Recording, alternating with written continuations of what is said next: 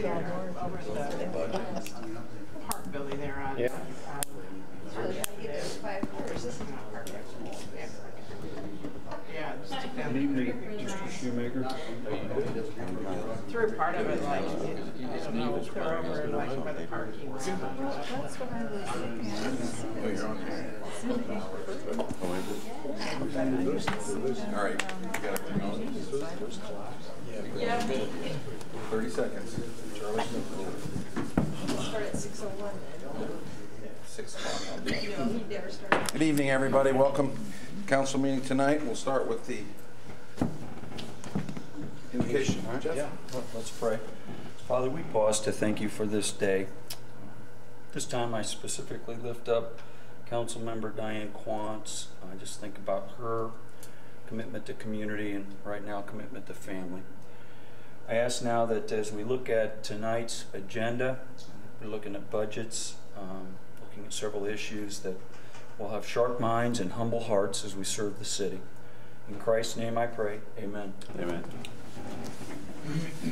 Pledge allegiance to the flag of the United States of America and to the republic for which it stands, one nation, under God, indivisible, with liberty and justice for all. All right, thanks, Jeff.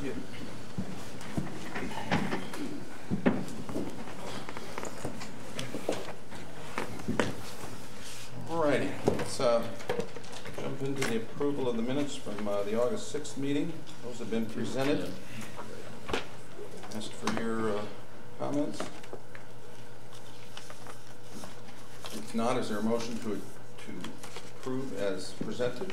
So moved. Second. Did you go Got a to? tie. Second. Okay, yeah. All right. All right. Larry Plummer. Further discussion? All in favor say aye. Aye. Those opposed? All right, thank you. All right, welcome to all of our visitors tonight. Dan, good to see you. How are you? Not you, Dan, that Dan back there. You're always here. You too, Dan. And Maggie.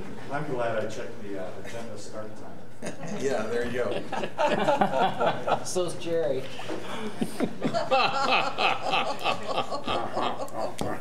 He was Anybody gonna. else? Yeah, it's I forgot last year.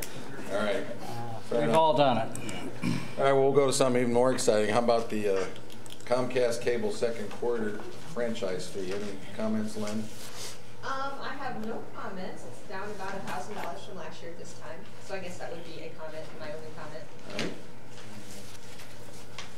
And then the July fund report has been presented with balances, revenues, and disbursements. Any comments or questions? All right. Well, let's move into new business, seeing there's no unfinished business here. Item 1 is Resolution 2018-0802. This is the establishment of deer nuisance area boundaries. This has become an annual exercise for the community, keeping up with the progress of the deer reduction efforts and taking a pretty comprehensive look at those nuisance area boundaries. I know Jeff and his committee have worked hard. So Jeff, I'll turn it over to you. The state of Indiana has given us urban zone status this year, which means that our archers will be able to start participating in a reduction effort this year in September, and also extend it. You look at the resolution to January 31st of next year.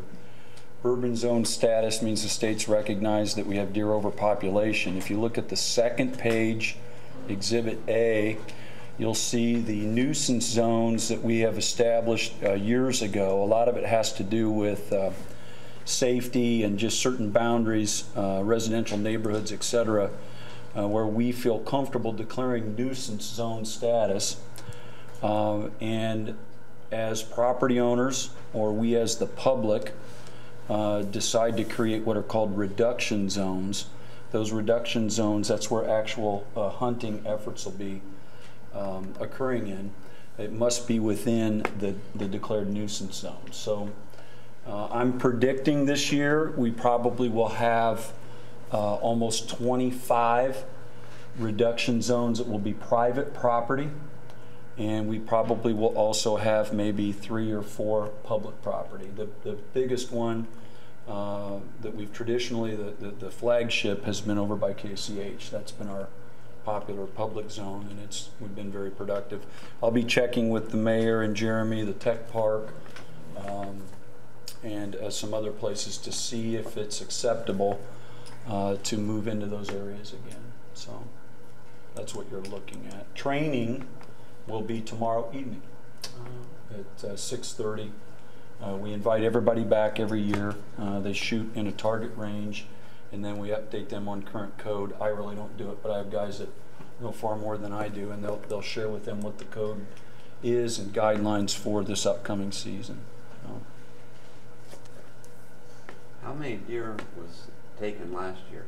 We were just under 50. I forget the exact number, Jerry. I'm sorry, I can't remember, but I'll be able to get that number for you and talk to the guys tomorrow. But we actually had a fairly productive year last year. For the past several years, the numbers have gone down. We believe we're in a maintenance phase, you call it. But last year, we did take more deer than what we have. Well, there's 5 of them been visiting my house all the time. Yes, yeah. I've noticed an increase. You know, we haven't eliminated all deer, and I don't think that's what we want, but we're doing the best we can to create fear and help them understand that this is not a safe haven. That's what happened. I didn't know that over the decades where there was no hunting, the deer actually learned this is a safe place to be, and now they're learning that it's not all that safe. And so I do think it's a good service. I appreciate the council's support in the past. I would consider it to be very serious business asking archers to go into these areas and do what they do. But we've been very, very fortunate. I think of the police department, the chief is here, the mayor's support to really provide a very, very safe and good service for the taxpayers. Jeff, how many years? This, I think, is going to be our 13th, and I do believe we are over 500 deer taken since the start of the program. Over 90% doe, buck are taken, but we have guidelines that now the state is even using, the earn a buck idea, and I think it's been very effective. If you would have, you can remember Mayor years ago and Mike, when we first started, I never thought I'd say over 500 deer, and here we are, which. And from a safety standpoint, I know you've, with WPD administering this, operated very smoothly. Yeah, so far it has been, again, their leadership, admin, they take a lot of time to make it work, and then the archers themselves taking this seriously. And we, I think, have done very well. Safety is our #1 priority. And we have all kinds of restrictions on the archers to promote that reality, but it's still hunting in urban areas. I mean, and again, that's back to the council and this community. We certainly appreciate your trust in us in the past, and we're hoping you'll give us another opportunity this year to provide this service. So you haven't added any nuisance zones in the last, since when? Well, the reality is the nuisance zones that you're looking at, because the state has declared us urban zone status as well as the surrounding area, you could actually say our entire city is a nuisance zone. But by voting in favor of this, there may be pockets where my team, they know far more than me when they put these together, would say we don't want reduction zones in these areas. So this is actually going in and stating exactly where the potential for hunting could be. And so there could be pockets, Mayor, where our team believes we would not allow any hunting, even though the entire city has urban zone status. Again, so with the council's approval of this tonight, then these become the designated areas that reduction zones are could be applicable to. Yes, and not necessarily all of the whole area. The reduction zones will right. be. Yeah. Exactly right. What happens is the property owners, if you may remember, they will apply, and then our management team will take a look at it, review it, A lot of them have history to it, so it's easier said than done. It's just easy. But every property is reviewed before it's actually declared a reduction zone where hunting can occur for this season. They have to apply every year. So. Jeff, that group consists of, I know, representatives from the DNR, is that correct? Yeah, John Cook, Matt Dick, Nate Howitt, and Todd Braddock, as well as the police department, Brian Sherwin, the chief. There's a huge team, and again, they are the ones that are doing 99% of the work, and I greatly appreciate their time and effort. Much of it is volunteering to do it, and they want to give back. They enjoy hunting. They want to make sure it's done right, and so there's a lot of oversight. It's just it's a great team that we have. So, questions? Chief, do you have any comments on the program?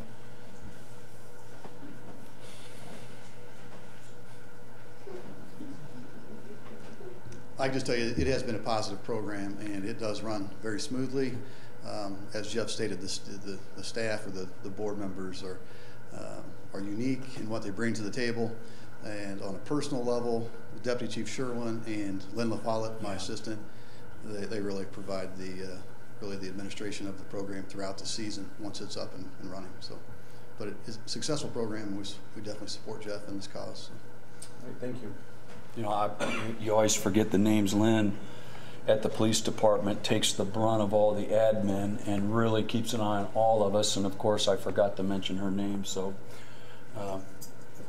sorry about that. But yes, okay, it's, you know, it always happens. The one who's putting in as much as anybody. So I call on him. Yeah, we don't. Yeah, good. Chief, thank you. Good. So, any comments or questions? I know a lot of you have been involved on council for many years and have seen this program run very smoothly and effectively. It doesn't appear that this resolution is any variance from what we've done in the past. Diane, comments, questions? No, I just appreciate all the work that Jeff's done, and we just might want to mention that this has been a model program for throughout the state, the way that it's been set up and the cooperation with all the players, that the whole state has benefited from what you started out, and I appreciate that. Thank you. If there's no other comments, is there a motion to entertain Resolution 2018-0802, establishing the deer nuisance area boundaries? So moved. Second. Motion by Jerry, second by Ron. Further discussion? All in favor say aye. Aye. Those opposed? All right, thank you. Thanks, Jeff, for all your work.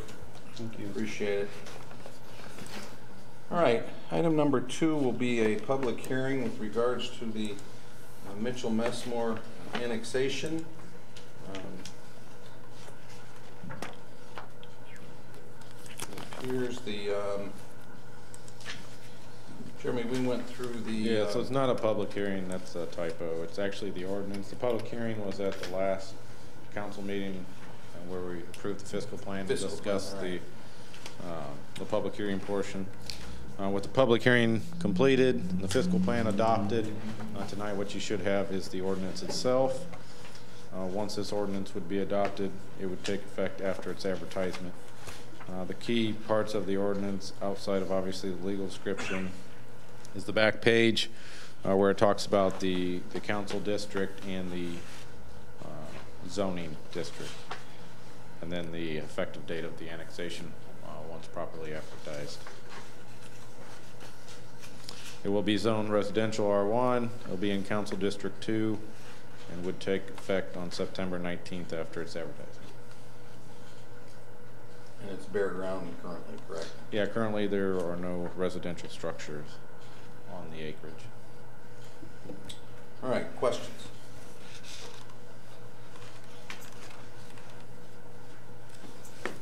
I'll make a motion we approve ordinance 2018-0802. I'll second that. All right. Any further discussion? All in favor say aye. Aye. Those opposed? All right, thank you. Item number 3, J.J. Tolmer annexation. Jeremy? Yes, you have before you a petition from J.J. Tolmer LLC.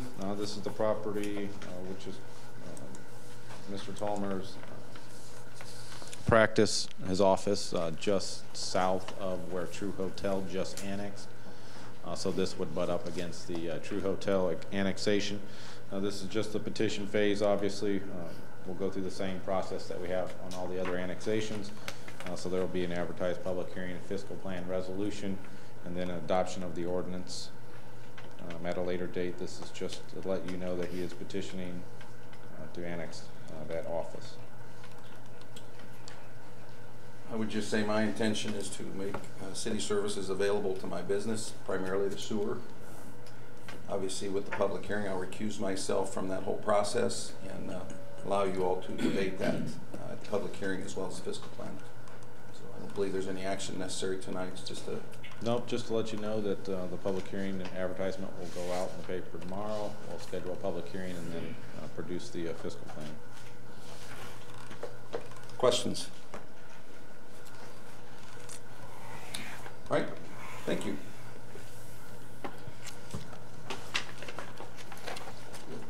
All right, 6:15, right on time. Scott? Is that Scott Whitaker with tie on? I thought that clock was a minute behind. It is. All right. All right, so tonight, obviously, we've got all scheduled here. Budget presentations from the department heads. So hopefully we'll try and stay on schedule and we'll get started here with WPD. He's tab numbers, the police department's tab number 6 in case you haven't found it yet.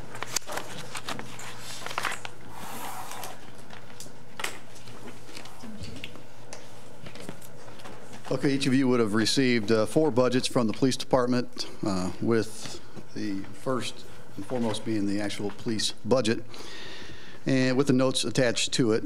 I'm assuming that you've had the opportunity to look at those. I have met with the majority of the board members at some point in reference to the budgets. I'll go through it relatively quickly, but certainly if you have any questions, I'll ask you at the end of each page. So we'll start off with the police budget for 2019.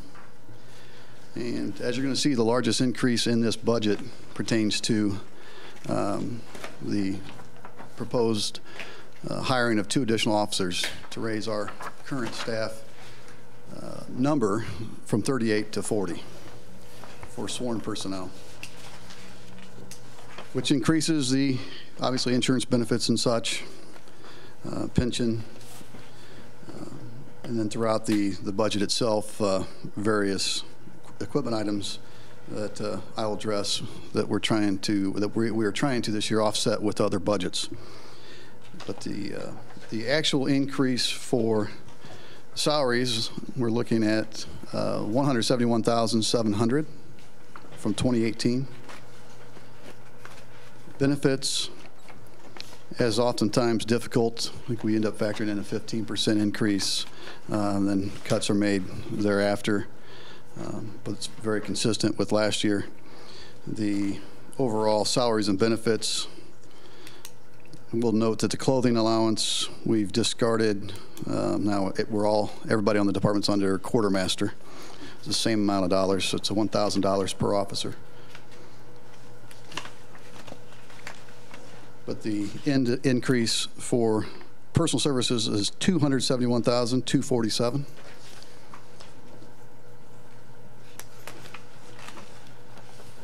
Supply category was a little over 3.4%.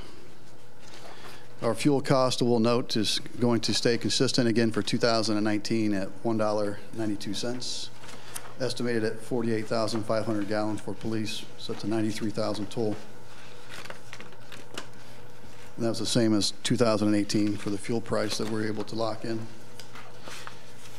The repair and maintenance has stayed the same. Other supplies, very minimal increase of 1.7%.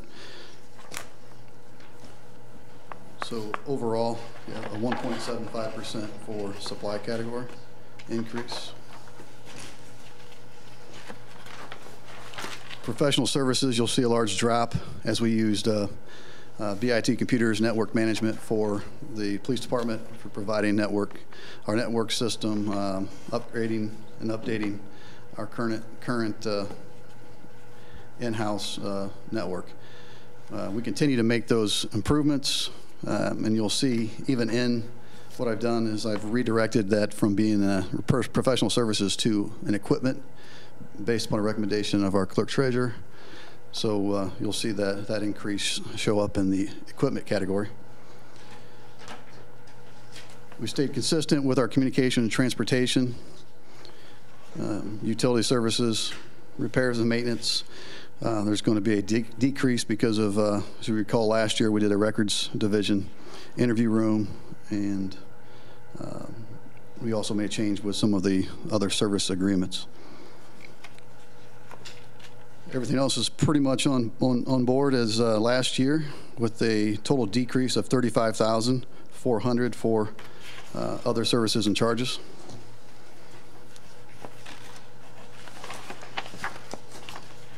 And then capital outlays, as you can see, asking for 4 police cars, with the idea that purchasing or hiring 2 additional officers, which is going to require 2 additional cars. In meeting with the mechanic, we have determined that the purchase of 3 replacement cars in 2019 is feasible and still maintain 2 quality spares. And so therefore, we're simply asking for 5 cars for with the hiring of 2 additional officers. That equipment has been dispersed through this budget and the 2 additional budgets that I'll explain here shortly.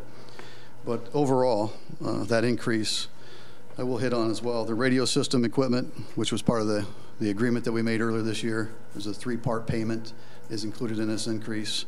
That was not budgeted for last year. And in addition to that, the computer systems or computer related equipment has increased, and some of that is offset because I'm not using the other category. But with that being said, we have made some strides since I've created this budget, or we created this budget. So some of that cost is something that we probably will be able to cut out and possibly align one cut earlier this year, or later this year.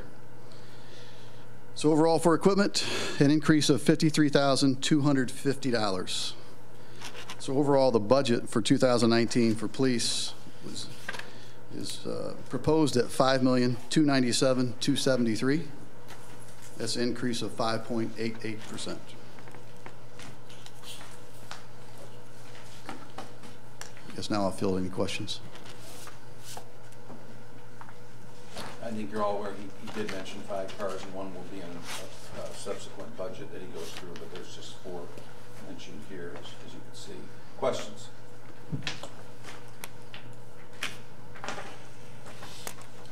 All right. Okay, the next law. 231.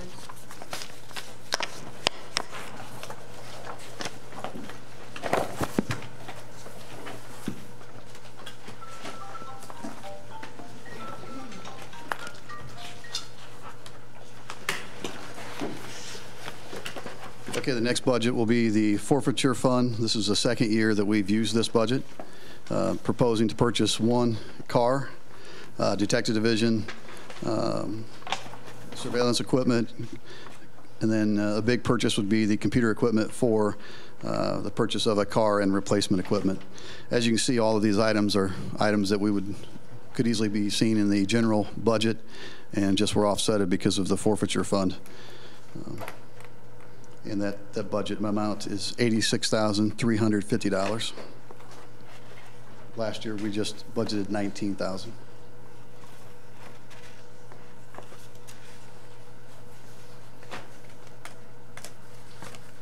In the beginning of the year, there was $128,000 in that budget.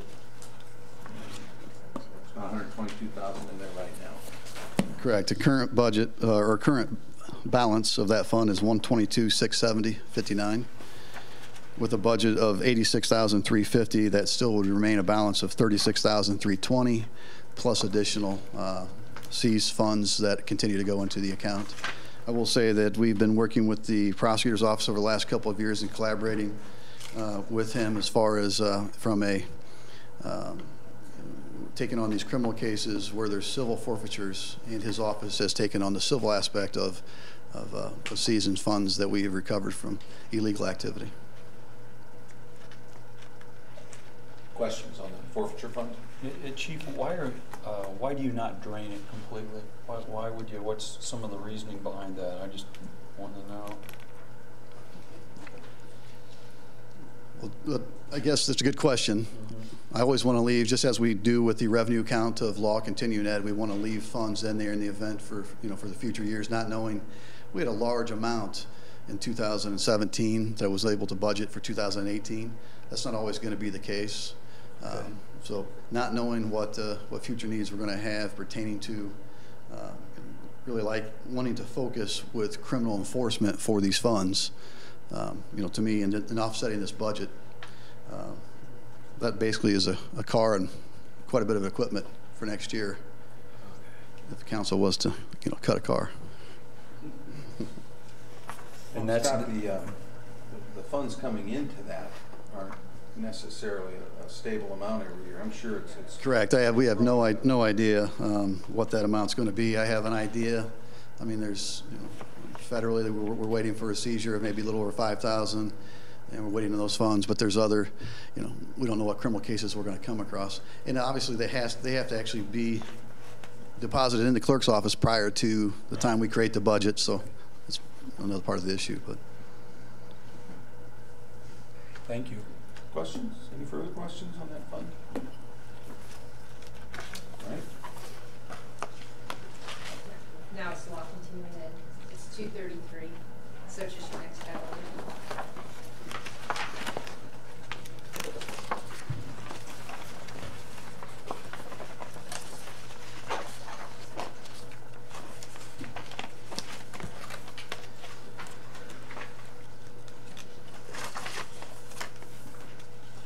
Law continuing ed, which has been a budget that we have been using, I've been using since I joined the administration, allows us to supplement our training funds with the law continuing education. That's $9,000, and also provide police equipment. And we're choosing to purchase a vehicle from law continuing ed, as we've done many times in the past. But we're estimating the vehicle will be around $28,000. That's what they came in at this year. So give or take 1,000. There's about 55,000 in that budget. Scott, can you tell the council the genesis of those funds? Yes, if you see the revenue report that I would have submitted, I didn't include it in the book. I just have it in my revenues. law continuing ed will take in court docket fees. It's considered law enforcement user fees. These include from misdemeanors to citations. If a citation is issued, I believe it's now $6 of that citation would come back to the City of Warsaw Police Department via the Kosciuszko County Clerk's Office. So that's a certain amount. We estimate it being around $5,000 a year. All accident reports, we estimate around $11,000 a year. Handgun licensing fees, $6,000 a year. So we estimate typically on the low end of $17,000 a year to go into that account. And again, what is the balance currently on that, do you know? 55,000. 55,000. Yeah. We've always left enough in there, knowing that at least that we'd have something in there for the next year, not knowing what our revenue is going to be, because that revenue has consistently dropped over the last few years. Questions? So is this where you get the fifth vehicle that you were talking about, or? Correct. This is the fifth vehicle. Chief, I have a question going back to the first general budget, if everybody was done with this one. Okay. You're going to hire 2 officers, and I saw in the paper Officer Huff's going to be retiring. So is that akin to 2 steps forward, 1 step back? In other words, are you going to be able to make your 40? Yeah, I'm glad you asked that question, Mike. The you know, the need of our police department is to be at 40 officers, and I certainly can explain to you a number of reasons why, but the biggest is going to be that we have a difficult time maintaining the 38 that we're supposed to be at. The Officer Hub is leaving. We currently have 2 officers that are in field training, which, as I think you've all heard in the past, it takes a period of time before they actually provide a value as a police officer once they're actually on their own after the academy and their field training here locally. So that's 2 officers. We're in the process of hiring 2 additional. That will be presented to the Board of Works, I believe, later this month. Be next month. Yeah, thanks. So next month, these 2 additional officers, and we are in a hiring process now that will replace Officer Brian Hupp. So now we're looking at 5 new officers, and that's just for the 38. I have 1 officer that's entered the drop program, 2 that have indicated that they wish to enter it, and it could be anywhere from 1 to 3 years. There's an additionally, I believe, 7 of us that are over the age, or not over the age, but have the 20 years as far as what's required to be vested in the pension. Therefore, when opportunities come up, like they have for Brian Hupp, to take an opportunity to take a position and revert to his pension and to draw that income, they take that opportunity. So again, if that makes sense, we are basically always in an uphill battle. We've been working at a shift minimum, sometimes less than a minimum. Second shifts in the city of Warsaw now are unlike they were 20 years ago when I was working patrol. I know that. It's just call to call to call. And we want to be able to focus on, obviously, a number of entities. You know, the mayor, we talked about US 30 and really putting a focus. You know, we're using grant money and additional overtime details to be out on 30. But unfortunately, the call load is, and the shortage of personnel, it's actually impacted officers trying to take the day off and take a vacation day, where they aren't able to because of the fact that it would leave us less than the mandatory minimum per shift. So. Thank you. All right. Any further questions? All right. Thank you. Thank you. Thank you, Did Chief. you want to go over your pension budget? It is what it is. It's 802. Anybody wants to look at it? Sorry. Mr. Yeah, that's all right. That's why you're here, Lynn.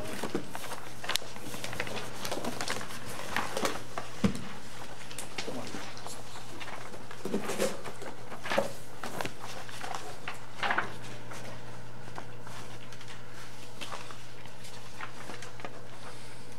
Which has changed, I think, a little bit since we made this budget. Yeah, the budget itself has an increase of $9,100 based upon potential pay increases.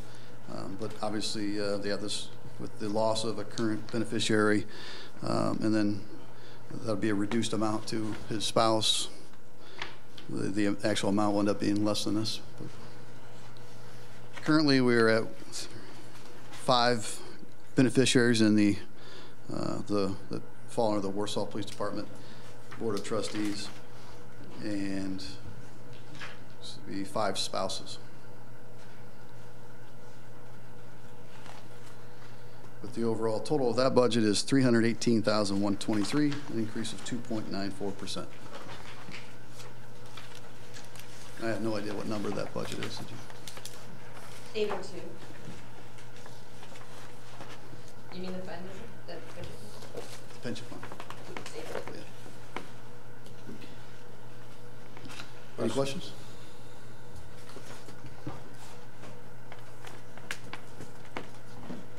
All right. Thanks, Mayor. All right. Chief Wilson.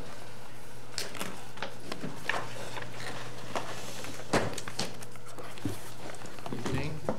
I have 4 budgets for you: operating, equipment replacement, and hazardous materials, and pension. First one is 103. Operating.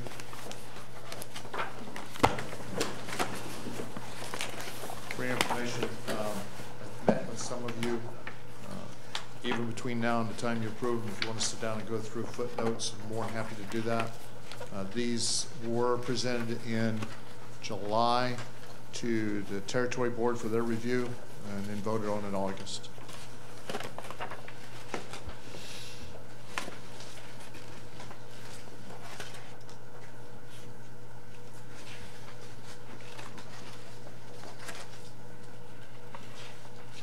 Everybody ready? All right. Percentages, using my explanation sheets, we can go down through them. You'll see that salaries and wages, 6%. That's just going with no additional employees and keeping the part-time program in place. So we've been maintaining 35 guys on duty shifts and 4 administration. Employee benefits is set by HR, has been set at 14%. Clothing allowance is just an increase due to the increase of the 2 extra personnel that we put on this year. That was in your 17 or your 18 budget. An increase on cell phones to follow with the city. But overall personal services is 9% increase. Going to 210, office supplies, no increase on office supplies, even though we're adding a 3rd station. And all these are taking into consideration to guess at what the 3rd station is going to be. Operating supplies as far as fuel is a little bit of a no increase, just the operating increase of about 2,000. So 2% there. You're going to notice a 126% increase on 23. It's because we are moving 30,000 out of one category over to this category at what Page and Umball and Associates has recommended us to do. Being able to pay more out of the 23 account for things that Damien's working on at the street department on our apparatus instead of out of another account. And you'll see that deduction in the other account. Other supplies, smoke alarms, fire prevention is no increase. So even though we moved 30,000, you're at a 27% increase for category 2. Professional services is a big decrease. We've dropped 25,000 out of attorney and financial consultants. We have lowered new hire physicals, background checks. We've dropped that. Not looking at any new hires for next year. Wellness and physicals and random drug testing's down. You'll notice there is an increase of about 19,000 for computer maintenance with the server here. We're helping take care of that. Even with that, we're still at a 15% decrease. Communications, telephone, we're taking into consideration Station 3 and using Comcast and Metronet. The rest of those are pretty steady. Google and BoardPack did go up. So with us increasing Station 3, that's an 18%. Photo printing and advertising is the same. No increase. Decrease in insurance. Utility service, we've increased. We took an average between both of the stations. Worked with Mr. Klonderis over this. We've determined what we thought Station 3 would be, and we put it in for next year at $54,000 total for all 3 stations. Repairs and maintenance, because we moved that 30 out of this account to 36 account, we're down 9%. Rentals, state. Yes. Showing your down total, there's an increase in ability. Just property and casualty. That's yes. And that includes going to a 3rd station? Yeah, that was an estimate that we took, and we just are now getting a cost estimate from the insurance company. They haven't even told us what it's going to be. So we kind of worked with them. So yeah, that's where we went to 29. But that's on liability umbrella. I'm asking about the property and casualty. We're going from 2 to 3 buildings. Am I not seeing this? This is all workman comp. Well, it went up 3,000. 3,200 is what your auto and property and liability, and it went from 26 to 29. So just $3,000 going to a 3rd station. Okay, I mean, that's good. I think that we'll find out that in 20 it's probably going to go up more once they've seen it. But Jerry, we had Jerry Clevenger and I talked on the phone about the structure, and then we took him out there and walked him through the structure so he could see it. Sprinkled building. I know it's, $2.5 million facility, but he was impressed with the sprinkled building, fire alarm system, and the structure of how it was built. And back in June when we started this, That's what our guess was. Okay. Thank you. Rentals, no increase. Other services and charges, no increase. So the whole bottom line for that category is 3.4% decrease. Capital outlays, no increase. Operating total budget, 7.99% increase for 2019. Where are you at in the tornado siren next year? Yes, it's in 410. Right, but where is it going? Well, we're going to relook at all the locations that we have now. There was an original footprint of 9 throughout the city. So Adam Hurley with J&K and I are going to relook at that map and see where's the next feasible one. We're looking at adding, we had one in the budget and one in the building fund. The one in the budget for this year is looking at going out on Old 30, north of the Kmart area. We think now, once we've got that side of town down, I'd like to look at more towards the west side to give that on the west side of town a little bit more. But we are going to relook at that whole footprint that was done in 2013, 2014. All right, thank you. Your next one's your hazard. Questions? One question, is there going to be one at the South Station? Yes, there is. That is already up. It's been tested, and it's online operational right now. Okay, someone asked me. Other questions on the budget? All right. Next. 247 hazardous. Hazardous materials budget is set for us to be able to, it actually was formed after the Warsaw Chemical. It's set at $2,000. It's where we can take funds in if we have to reimburse or replace equipment that's been damaged. So it's an established Fire Territory Hazardous Materials Response Fund. Just to replace hand tools, absorbent materials, and meters if they are damaged. And it's set at $2,000. I believe that's the same as it was last year. Questions? Okay. Equipment replacement? 410? 410, yeah.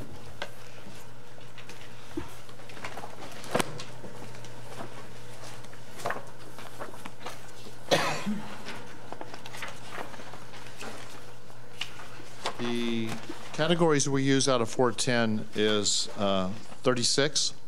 So we set $240,000 in 2018's budget. That's to start the, with the city engineer of having someone come in and look at the metal and the block and brick and some of the sinking area around it that I've pointed out to a few of you. So we left it the same for 2019 to start being able to do what repairs we need to do on the interior. So there's no increase to that. Capital outlays, you'll see we had $120,000 in capital outlays for 2018. This year it's $20,000, so there's a big decrease. Machinery and equipment. The only thing we have in there is Station 1's generator. We're continuing to work towards that. SCBA mask.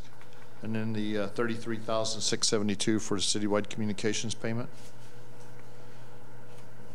The next category you'll see is a pretty large increase because we are looking at replacing Squad 13-3, 77,000 mile piece of apparatus that was built in 2008, $750,000 for that. Continuation of always replacing PPE, personal protective equipment, new hire uniforms, for those that might leave. I think we're going to have approximately 1. We may have 2 put in for the drop.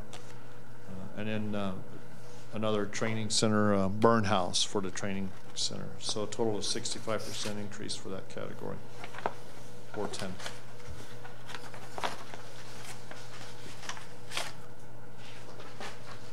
So there's an example of a budget. That 410 budget's got $2.5 million in it right now. Obviously, sustain a new Squad 13-3 purchase if you all approve of that. there's an example of obviously saving and planning ahead for equipment purchases, especially with fire apparatus, the new station, and need to keep up with the equipment. So again, just a little number there of what's currently in that budget. Just a point of interest, that squad was purchased in 2008 for $513,000. So when we do an estimate of what a vehicle is going to cost us, is because we go down to the fire department and we go to FDIC and we look and talk with salespeople. And they have spent a year designing this piece of apparatus. So it'll actually go out for bid just like any other piece of equipment that's over that dollar amount. We feel we'll probably come in less than that because we're footprinting somebody else's and we kind of have an idea about what they've spent on theirs. But we've always worked on projections, and when I sat down with the mayor and went over this, the next piece of apparatus that could be replaced and we continue to maintain is a 20-year, is a vehicle that was built in '97. And we're not even scheduling to replace that because it's a temporary use vehicle until 2020. And then from that point, you're not looking at anything until probably 2023, and that's replacing Engine 13.3. So we have a good game plan on stretching out the apparatus as what we've done in the past in purchasing.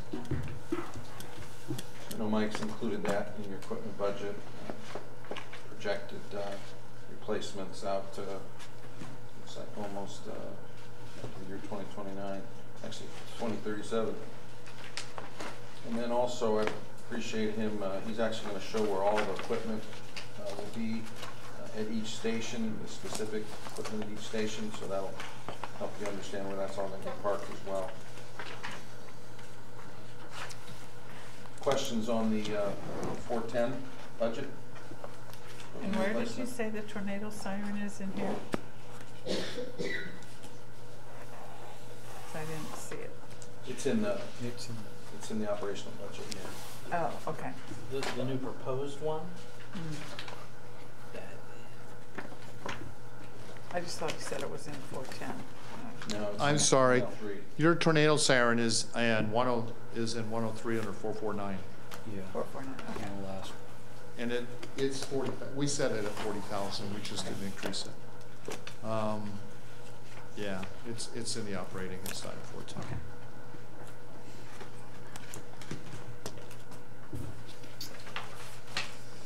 Questions? Comments? All right. Pensions 801. Pension's 801. It's just like the police department pension. This is pretty well set for our retirees. Death benefits has left it, 2 of them in there at $12,000. Office supplies still the same. Legal services is still the same. The bond's the same, it's $1,000.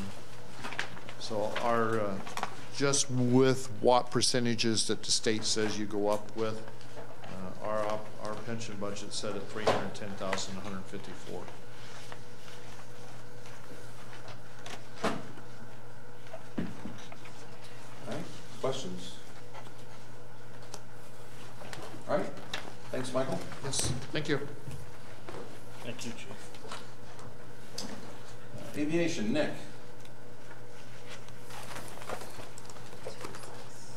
206. Good evening. Budget 206.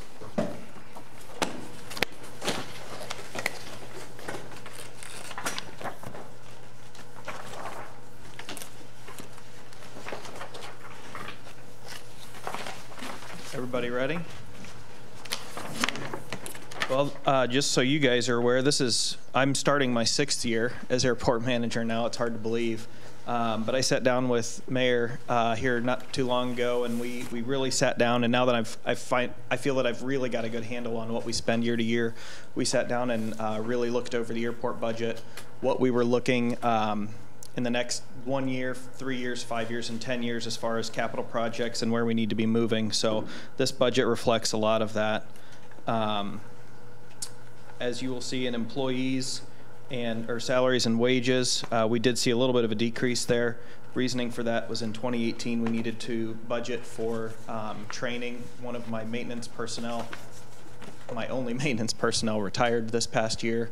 And so getting someone in before he left so that we could train him and get him into place. And so we do not have to have 4.5 full-time people this coming year. So that was cut out. Other than that, the employee benefits and insurance numbers come from HR and the salary committee. So you will see a total decrease for 2019 of 4.5% from personal services and employee wages and benefits. That does not reflect a decrease in actual wage to our employees. It's just because we did not have that extra half employee we needed to budget for. Any questions on personnel or? In your explanation sheet under 2019 under the employee benefits, you're not showing, I mean, you're showing your math, but you don't have any totals. Correct. We don't have the exact numbers from HR yet. I just put in what last year's numbers were, and I budgeted a 15% change. And then once we receive those, which is what we were directed to do, and then once we receive the final numbers from HR, we'll do most likely a line 1 or line 2 cut. For example, 2AA, that 9,300, that's 15% greater than what we had budgeted for last year. All right. You guys understand that? Okay. All right. So those amounts are actually in the total. Correct. On the next page, they're just not reflected. Correct. In the columns. Is that correct? That is correct. Okay. All right.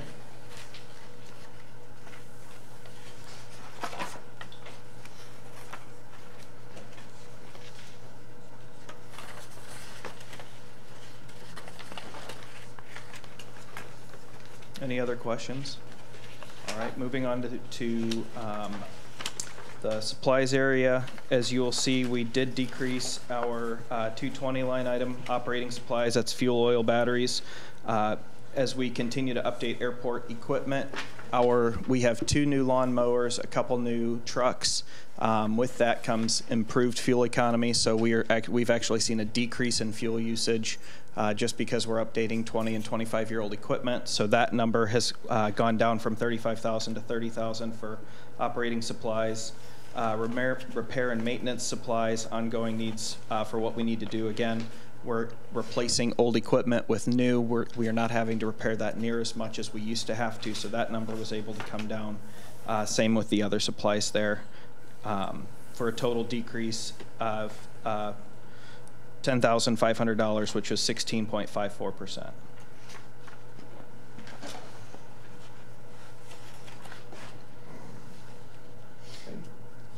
Other services and charges, communication and travel did go up 15.13%, or $2,300 to $17,500 for 2019. Main reason for that is some of the dues and different national and state groups and that I'm a part of for aviation. Those dues have gone up. National conferences, state conferences, those costs just continue to rise, so we did budget for a small increase there. Printing and advertising, we don't print or advertise a whole lot at the airport, and 2,000 is just way more than we have ever used in the 5 years I've been here, so I did decrease that. Insurance, that's liability, auto, and then we also have to have hangars keepers liability out at the airport. In this, we bill August of 2018, and then that covers us through August of 2019. So we're always budgeting basically a year out for that number. We just received ours here, and my board approved it at our last meeting. There was a $500 increase for the first time in 5 years. So our insurance has not really gone up as far as hangars keepers. That was not due to any claims that we had at the airport. It's just an industry standard. There's been more claims this past year, and so everybody's across the board has gone up. I did not think $500 on a $11,000 policy was an exorbitant amount of money. So we will probably see some cuts coming out of the insurance, but for right now we did budget for a 15% increase. Another place that we did decrease is 206-360 from 60,000 to 50,000. Again, as we are repairing things that have been broken in the past, getting new equipment, newer buildings, we are not seeing the same repairs that we have seen in the last few years, and so we're able to decrease that. So all in all, for our other services and charges, we saw a 1.15% decrease for a 2019 total of $210,260. If you don't have any questions there, capital outlays is my last one for 206. Improvements other than buildings, we did go down from 60 to 50,000. We did a major repair on our shop roof last year, which was where some of that extra money went. And then this year, a majority of that 50,000 will actually be going to taxiway and runway repair. As those structures continue to age, they do require more and more maintenance. So we are going to be moving it away from buildings and more towards the pavement structures at the airport. And then machinery and equipment, just a small increase there. Again, we're purchasing new equipment to replace old so that we can decrease our maintenance costs in the long run. So there was a 4.17% increase to 75,000 from 72,000 last year. So for that for the capital outlays, we saw a 5.3% decrease. And then so our total estimated airport budget for 2019, we saw a 4.77 decrease for a total budget of $843,114. All right, questions? I may have misunderstood. So we need to increase due to more cracks forming, but the on aging pavement surfaces, excuse me, but the number went down from 60,000 to 50,000. We're not, like I was saying, we're not putting it into buildings anymore. We're putting it into our runways and our taxiways. 40 to 45,000 will be more than enough to repair the runways and taxiways from where we were. So we're shifting our cost from buildings that we own to our pavements and our structures on the ground. Now, thank you. I missed that. Yep. Yes. Anybody else? And my other budget, 476, you don't even need to switch to it. There's nothing in that budget. We're actually able to absorb what we were going to spend in that budget into my 206 budget, leaving that money there for future capital outlay projects. So right now we're looking at engineering a couple different projects.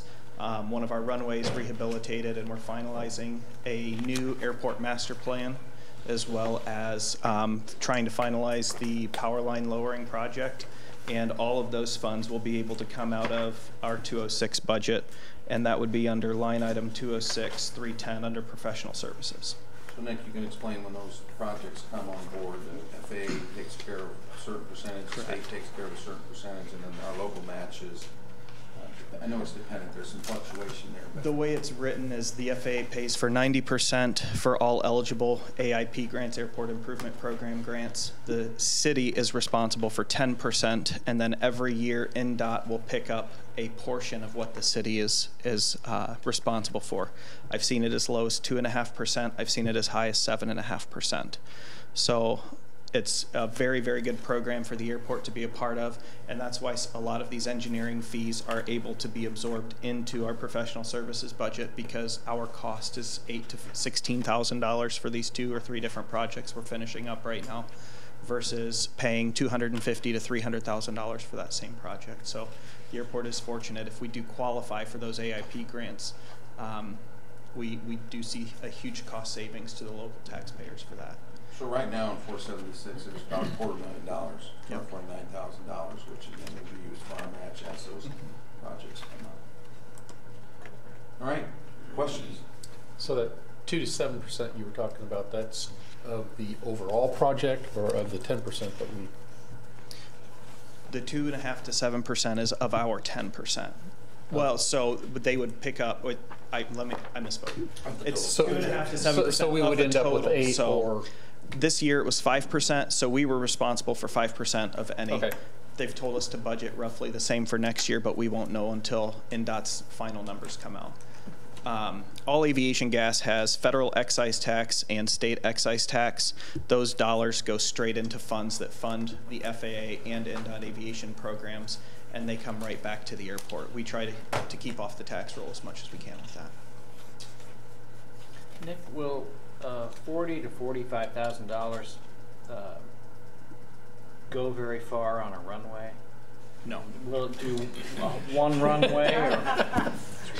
To rebuild a runway, no. Well, I know you're not going to rebuild a runway, But crack sealing and maintenance that way, we can get $250,000 feet out of, $40,000 for just flat out crack sealing, and that's our biggest use of those funds. When we go to do our major reconstruction, the project I was just talking about, us engineering, right now we're trying to decide, should we put asphalt down or should we put concrete down? There's pluses and minuses to both sides of those. Asphalt is better for melting snow and ice in the wintertime. Concrete lasts longer. And there's costs involved, and those are the types of things that we have to do our pros and cons list with.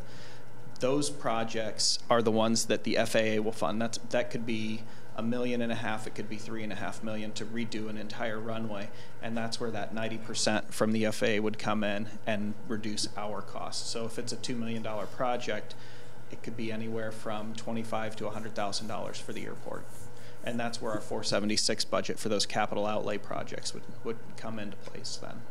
I'm curious, do you have equipment to do that yourself, or does the street department help you with that, or do you job it out? We job it out. We go with the city goes out to bid every year for crack sealing, for paving, and we get in underneath that number to get the lowest possible cost per linear foot for the crack sealing or whatever else we may need.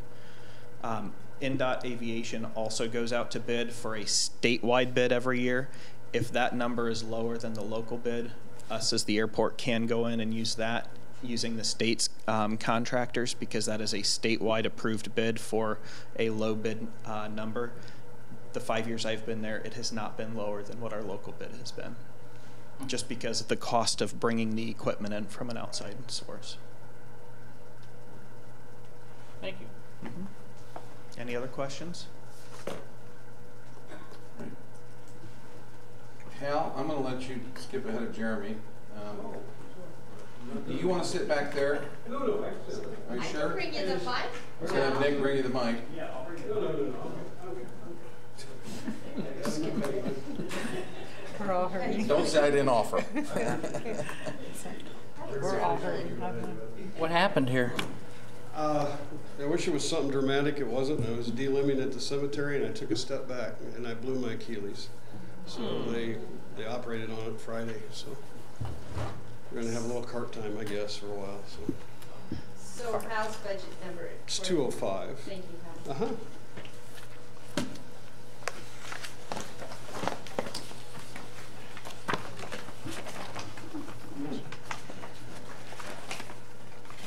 All right. Ready? Like I see, you already heard the increases put in there from the salary committee. Excuse me, the benefits, if you look, have gone up. The reason is I have one employee that was employee child, now one employee family. And then I had another employee that was on his mother's and wants to be on his own. So that has brought us up in the insurance part of the health. So that's what you would see there. Across this whole board, I have not raised a bunch. We've lowered some. I mean, I upped on fuel, a few things. My major thing would be, if you wanted to look, would be in 31. Metronet, with this Metronet coming aboard, and the second phase of the computer system down below, we had a fee thrown at us at $250 to $350 a year for connection fee. Am I correct? I'm sorry, I'm looking at you, Lynn. I don't know if you remember. I know Stacy did. Which one are you, for Metronet to connect to the server. Yeah, it was a range, so hopefully some of that will come out. The big expense was in 36, which you saw go up. It went up 80%, is a one-time fee. My cost is $10,000 for the second phase of that server to hook on. So with that, Mayor and I sat down a little bit. We wanted to try to decrease. We took off equipment this year. If you see the dump truck that's on there, is the last piece of equipment that I've worked with since I've been there in 11 years. We're finally having some transmission problems, so I need to get rid of that. The other payment is the second payment of the radio system that we're doing. So my equipment went down $32,000. So in my overall budget, excuse me, it went up 4% at $27,938, which a total of $707,558. there's any questions, I'll be glad to answer. Pretty straight.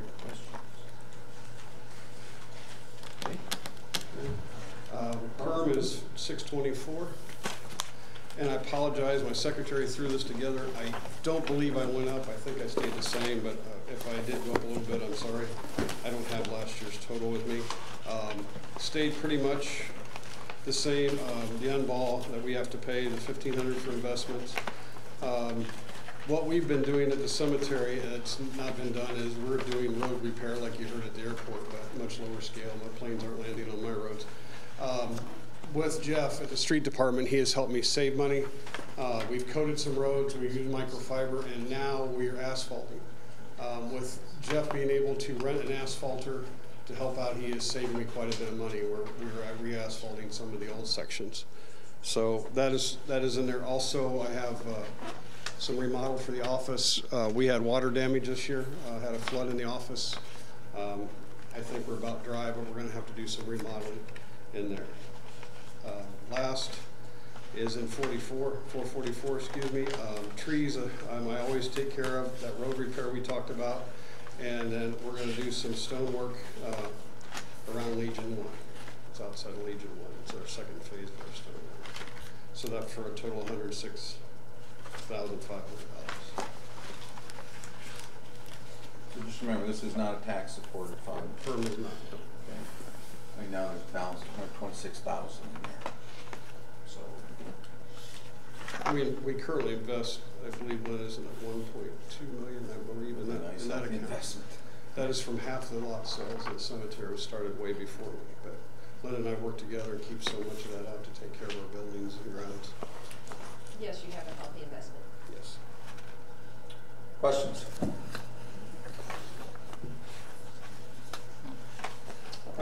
All right, thank you. Al. Go home and prop up. Go home and prop up. Yourself home. All right, thank you. Thank you. Thanks for Jerry. being here, Jerry. Do what the doctor tells you. Yeah, we're trying. And your wife. Yeah, do what Jerry tells you to do, yeah. Thanks, Al. Thank you. All right, thanks, Jeremy, for acquiescing. Do you want the microphone, Jeremy, so you don't have to get up? Jeremy's got several budgets as he comes forward, and I'm sure we'll start with building and plan. Yes. Hopefully we can go through these pretty quickly. There's not a whole lot of changes to my number 9 budget or my general budget for my office. Most of the increase, or almost all the increase, is in professional services, which across the board for personnel services is roughly a 4% increase. Did increase roughly 16% in phone and internet service as we go to the new server. There'll be some additional costs from my department as we have a few more employees in this building to cover those services. I am asking for an increase of $1,000 to be included in travel as we added another planner this year, so to be able to get them to conferences and trainings that they need. I requesting an additional $1,000 in that category.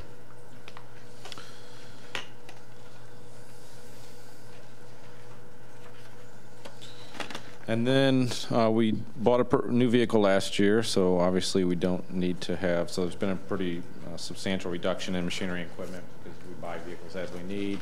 I do not plan on buying a vehicle next year.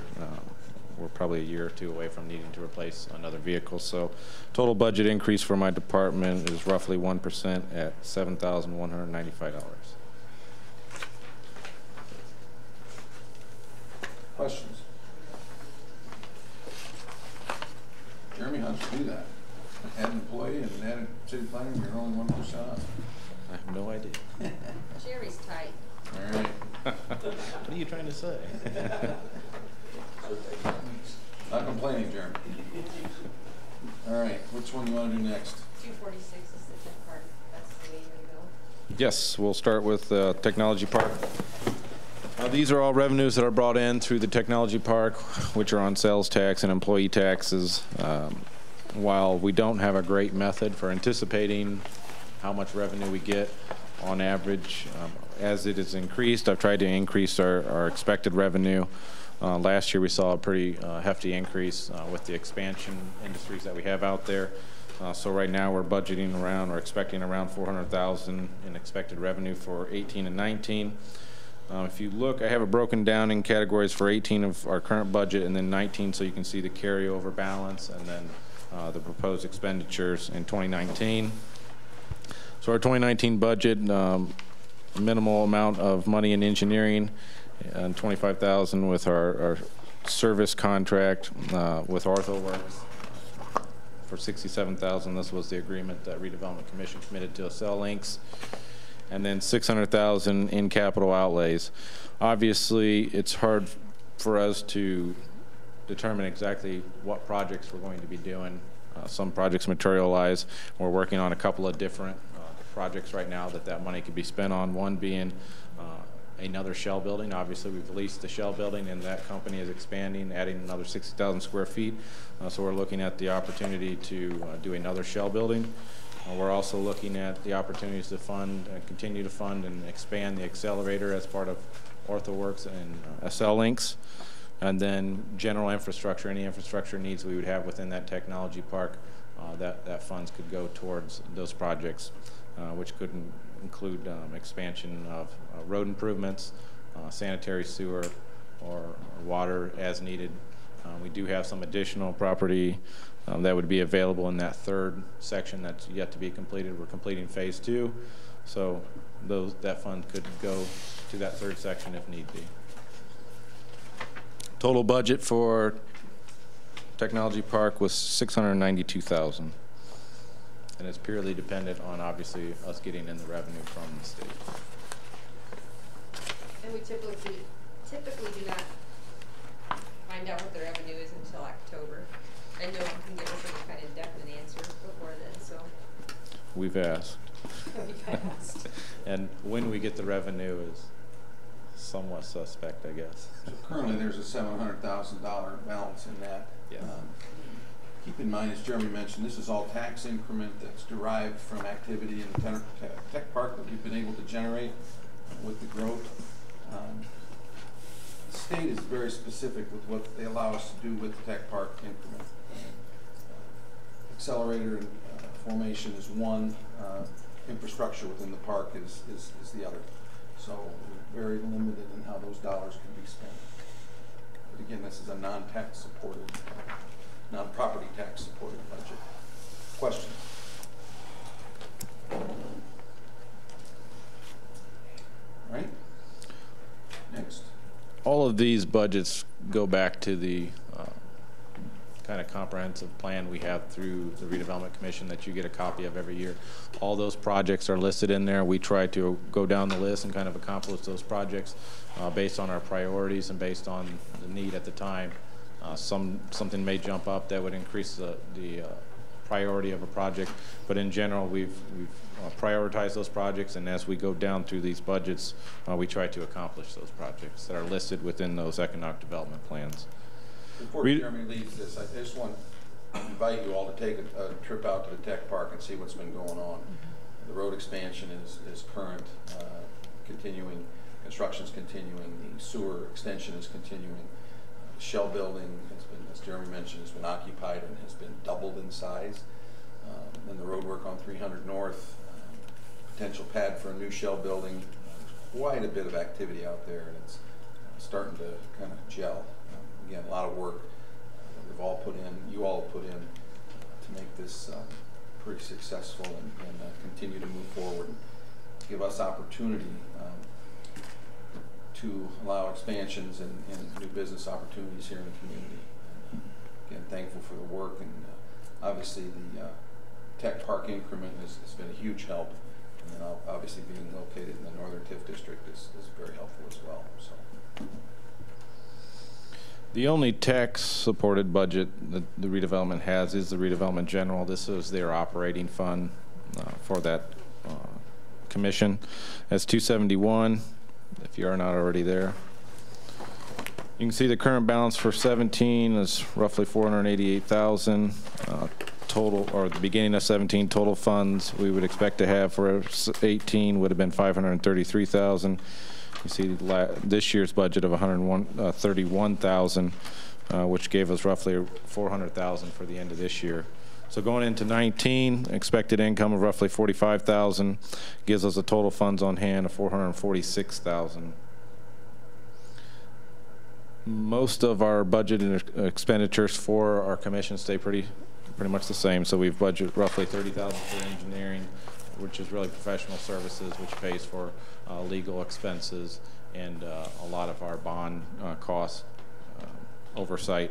And then the redevelopment commission is required by the state to carry bonds, so that's $500. We do have some travel and printing expenses in there as well. The large project for next year, we're hoping, is the senior housing project that we submitted for IHCDA grant funding recently, that the redevelopment commission and council supported. So that $300,000 would be our contribution. I think it's a little less than $300,000. It's like $296,000, but that would be our contribution for that senior housing project next year, assuming we were to get awarded money through the IHCDA for that. And that's the Market Street project that was a part of the Stellar. We're still hoping this will be our second or third time of submitting that project. We're still hoping to get that accomplished.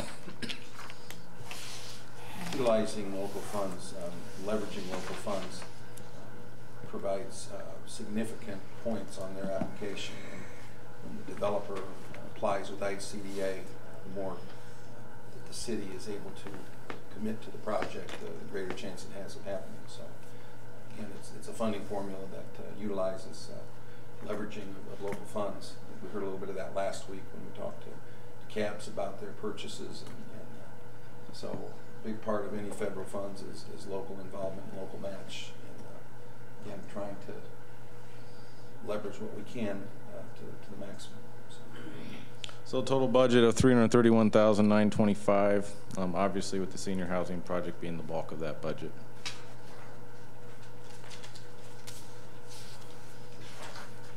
Is there any questions?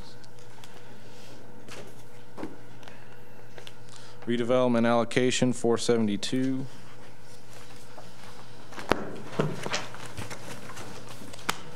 Expected end of the year balance for 2018 is 1.3 million. That includes our expected revenue as part of the Regional Cities grant. So our expectation is that we finish the Buffalo Street infrastructure project, the street. After we complete that, we get roughly $969,000 as part of phase one. That will go into the budget to complete the plaza, and then we would get the remainder of that portion, which I think is a little over $600,000 once the plaza would be completed. So obviously the plaza is our big project for next year. Typically have professional services at $15,000. This would be for any legal fees needed associated with those projects and bonds. The utility service of $5,000. That's pretty typical. Property acquisition of $5,000. I usually try to put a placemaker in there in a lot of these budgets.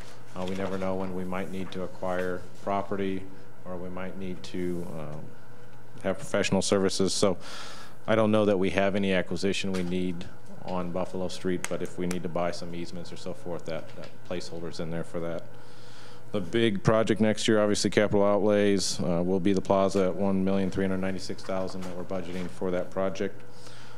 The City Hall bond payment, I believe next year is the last payment in January of $96,235. That bond will be complete, and then the Buffalo Street bond payment will start, and that'll be the first bond payment of $80,475. I do have the capitalized interest on here shown. It's not in the budget total, so if you're adding up your numbers, it won't be in there. The capitalized interest is paid for out of the bond issue, but that I just wanted to show that payment as part of the expenditures that the redevelopment allocation will account for. Total budget for next year is $1,597,710, with the bulk of that obviously being the plaza. Jeremy, just for clarity, the plaza, capital outlay for plaza, that's reimbursable, correct? So it will, the funds of that will be the 960-some thousand we'll get as we complete Buffalo Street. And then once we complete that, the plaza will get another 600,000 part of our regional cities agreement. Our total regional cities participation from them was 1,615,000. So that's the total we'll get. So whether you allocate that all towards it, we're basically getting a plaza for free, or you say, you know, over the two projects, whether it be Buffalo Street and the plaza, our cost is all of that minus the 1,615,000. So right now we're at roughly 2.1 million on Buffalo Street, and then we'll be roughly 1.4 million on the plaza. So we'll have an expenditure of somewhere in the 3.5 million, with 1,615,000 of that coming from Regional Cities grant money. And the remainder of that was from the bond, from the yes, revenue bond. Yeah, the Buffalo Street project's being paid for from the bond issue. Is there any questions on that one?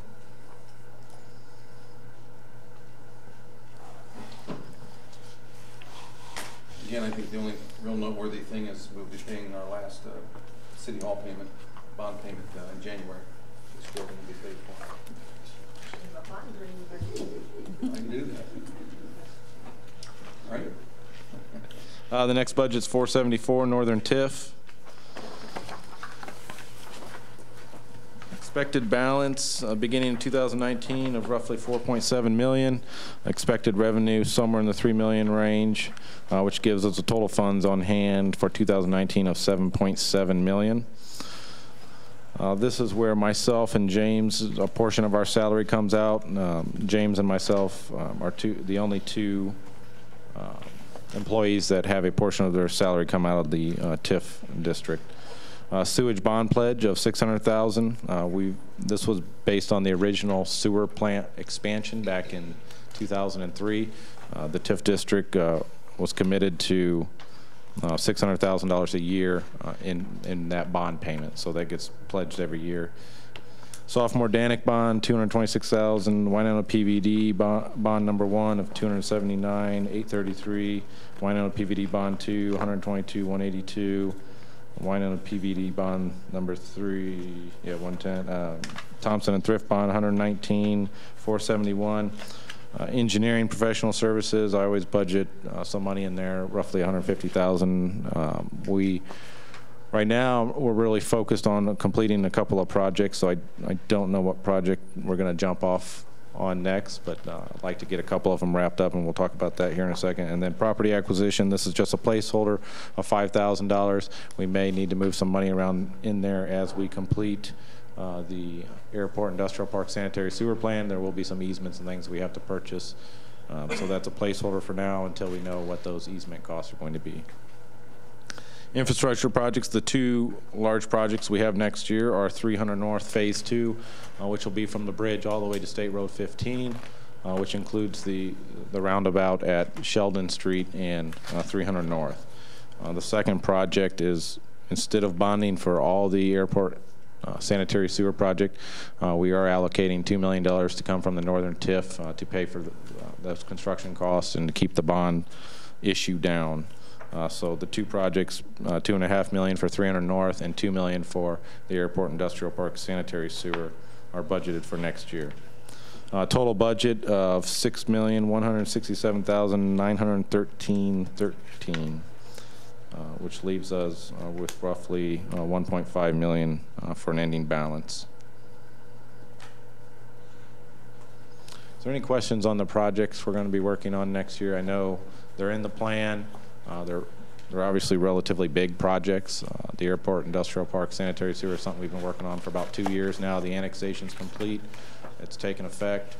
We'll be expanding the Northern TIF district and the Eastern TIF district. We're going to combine them into one TIF district, so it'll just be the Northern TIF district moving forward after the end of this year. And we'll do a bond issue before December for that capital infrastructure project. And then we can't do any more big things, because that's the lowest balance we've had for a long time. This doesn't actually reflect the $2 million we have in investments. So we still have a pretty healthy balance, and we're averaging around $3 million a year in revenue. If you factor in we're going to combine the two, we're going to be closer to about 3.6, 3.7 in total revenue. So as far as health, it's really healthy. We're generating the type of money we need to complete and pay for in cash the capital projects we're working on. So we're trying to bond as much or as little as possible, especially when we're completing phase 2, which is roughly a $2.2 million project. We're completing of the tech park, and then we're completing 300 North, which is $2.5 million, and we're contributing $2 million towards the sanitary sewer expansion project. So a lot of the projects we're working on, we're paying for in cash. And that's why I don't really have a project outlined. We might start engineering a project next year, but I really want to get some of these projects done so kind of the dust settles, so we can kind of see where we're at. We have some improvements we need to make to 200 West. We have some improvements we need to make to the western portion of 300 North.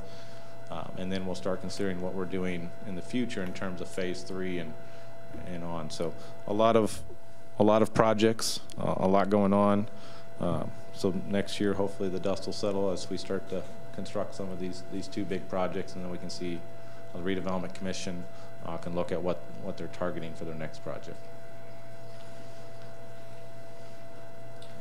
Any further questions on Northern TIF District?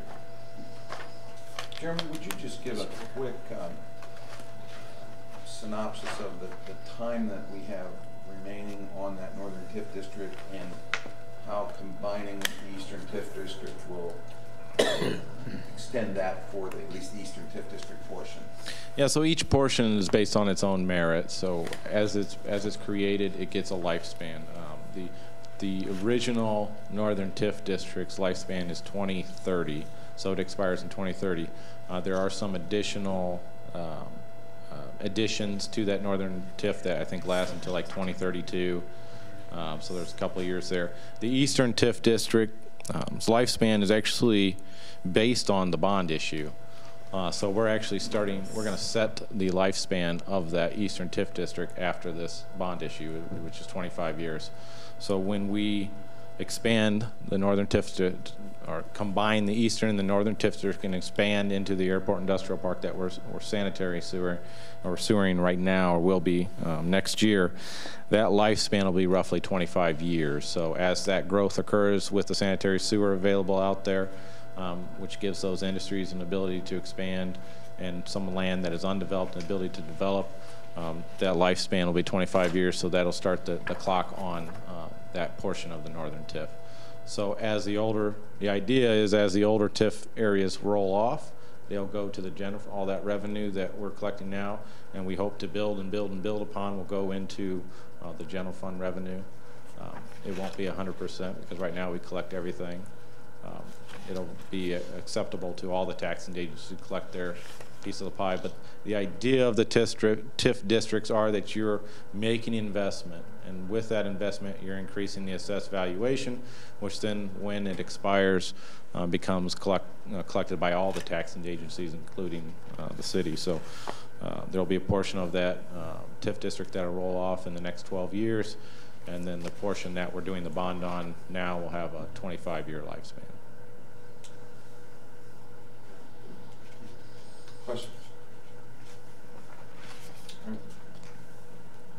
475, this is the Winona Interurban, the GATKey. Very little revenue obviously is generated in this TIF district. We've never really been able to get that beginning project. We've been working diligently with some potential suitors to develop the GATKey property.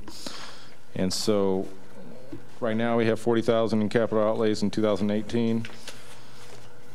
If we were to expend that money this year, which is not likely, we would have zero money budgeted for next year. But because it's unlikely we're going to spend that money this year, next year's budget pretty much reflects the total, or almost the total amount that's in that fund of $50,000. So next year we'll roughly have $50,000 that we could potentially put towards that GATKey project.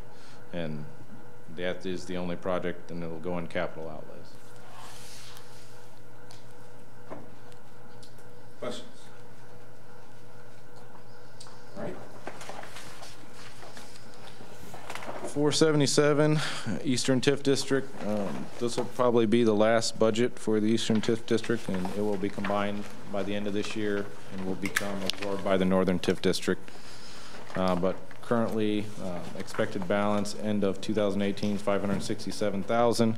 Expected revenue somewhere around $400,000, which gives us a total funds of in 2019 of $967,000.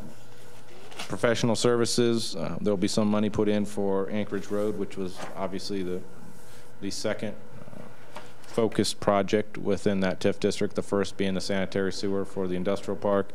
The second priority project was Anchorage Road. So we have some professional service money in there for the Anchorage Road project, which was awarded this year through NDOT funding. Property acquisition of $50,000 that once again could be used for easements right away as needed, for either Anchorage and for the Airport Industrial Park sewer project. The $600,000 for infrastructure projects obviously would go towards the airport sanitary sewer. So there would be additional funds in there that we could use for that project. Total budget of $750,000 for next year. Once these TIF districts get combined, that money will be absorbed into the Northern TIF, so we'll just have the one budget. And you are going to do that at the end of this year? Yes. Okay. So really there won't be a descriptive budget? Probably not. We're going through the motions. Originally, when we had started these budgets, we weren't entirely sure whether or not we would have a budget or not. We had talked about not combining them. I wanted to make sure legally we weren't getting ourselves creating something that we wouldn't benefit from. But after conversations with Randy and Umball, we felt pretty good about combining them. It's less paperwork on our part, reduces number of reports we have to do as far as our TIF reports, and it'll be beneficial for that whole area. All right. Questions? Eastern TIF District. Jeremy, thank you. Thank you. A lot going on. A lot in redevelopment budgets. Thank you. Larry, 7:30, right on the button. Right on the money. I like that. 204 is my first budget.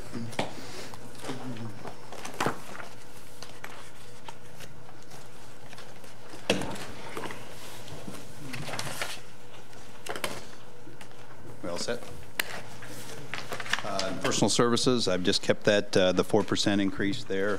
We are asking for an additional full-time admin assistant for our recreation department. Due to the expanding programs and added responsibilities, our current recreation director is often overwhelmed. So much planning and preparation of that job is done in the months of October to March when part-time help isn't present. That still is a 4% increase overall in the personal services. We've had this money in there because it was in there when Joe became mayor. It was still in that budget. It was still in there. We've always turned it back in each year, but it's been in our 5-year master plan, not only our current 5-year master plan, but it was in the master plan before that. And we just feel now it's time to do that. Our programs are growing. They're becoming overwhelming for one person to handle all the time. So the overall in personal services is, like I said, is 4%. That reflects the additional insurance and everything in there. So the whole total is 4% over. Any questions on that? Okay. Supplies, we actually have a 5% decrease in supplies. Park department is a little bit different from other departments as our budgets increases and decreases are dependent upon what projects or replacements we're doing in the park. So we've got like a 5% decrease in supplies this year. So any questions on the supply categories? Okay. Okay, other services and charges. This is the big one that's in my budget. There's two major projects here that we'd like to accomplish. The amphitheater at Lucerne Park, built in the early 80s out of old telephone poles. I was just a young buck when we built that thing, and it's becoming a big safety concern for all of us. We've had to piece it together the last 2 years. We did it again this year, but safety is a real concern for us there. Also, our current amphitheater isn't ADA compliant. We're proposing to construct a new one, much like the plaza at Central Park, out of pavers. We'll move the stage connected to the amphitheater, get it away from the water. You know, this thing is rented all the time. We rented it 67 times from May to October, including every weekend. It's used for programs, it's used for events, it's used for weddings, a lot of weddings, services, church services. I just think this is something that the community could really get involved with and really create new adventures for that park out there. Something that I'm pretty passionate about. I think it's a big plus for Lucerne Park. I mean, it's been a bonus out there. So. The other big project we have in there is the parking lot at Kelly Park. As you well know, we use, with the stormwater projects going on, we've got a lot of free material, and we created a sledding hill out there, which was a great hit last winter. We're getting ready to get some more dirt from another stormwater project yet this year. Within the next couple of weeks, it'll be coming in. So as we build that hill, we're about one project away from having enough material out there to actually do what we want to do, which is contour that to not only use it as a sledding hill, but we want to use it as a amphitheater hill as well. I mean, people can use that, and as our 5-year master plan shows, we eventually want to put a node out there, a performance node. So that will serve as the amphitheater as well. Sheila's already excited about doing slip and slides out there for programs, lots of uses. But as that park grows, we feel that we need to get the base of that parking lot in, not only so people aren't parking on Baker Street and the neighbors are being troubled with all the parking on the street.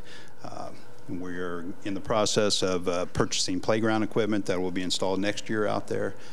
We're stretching our dollars there with a grant opportunity through the playground of taking $40,000 to $45,000 and stretching it to $90,000. So the concept plan that was in our 5-year master plan is actually moving along quickly with the stormwater projects, making that hill available. So so this would actually be the base, the drains, storm drains in the parking lot.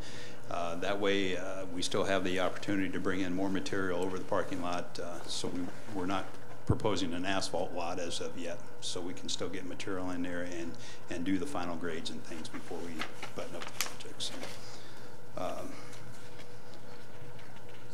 So, and we're continuing to be energy efficient with our LED installations and holding the line on utilities. So.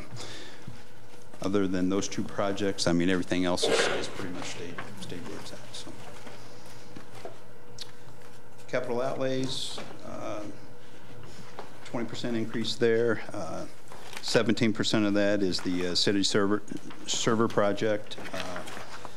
The other thing we have in there, we did not put in playground equipment this year, which was normally $40,000 we put in. We kept that out so we could try to get a couple of the other projects I just explained, try to get those accomplished. A new leaf picker. We're currently using a 1990 leaf picker that we bought used back in 1990. And Hal actually had the same kind. We've taken all the Hal's parts. We went through Hal's parts, and he got a new one several years ago. So we're proposing to get a new leaf picker. It would be the same kind as the cemetery and the street department has. So if we have any problems, the parts and service parts are interchangeable on that. So other things in there are replacement of a pickup truck and plow. Of course, our typical bobcat replacement, mower replacement, trimmers, and skate park equipment. So the overall budget is 9.5% increase due to the personal services increases, the amphitheater, the Kelly Park lot, and the city server projects. So, are there any questions on that?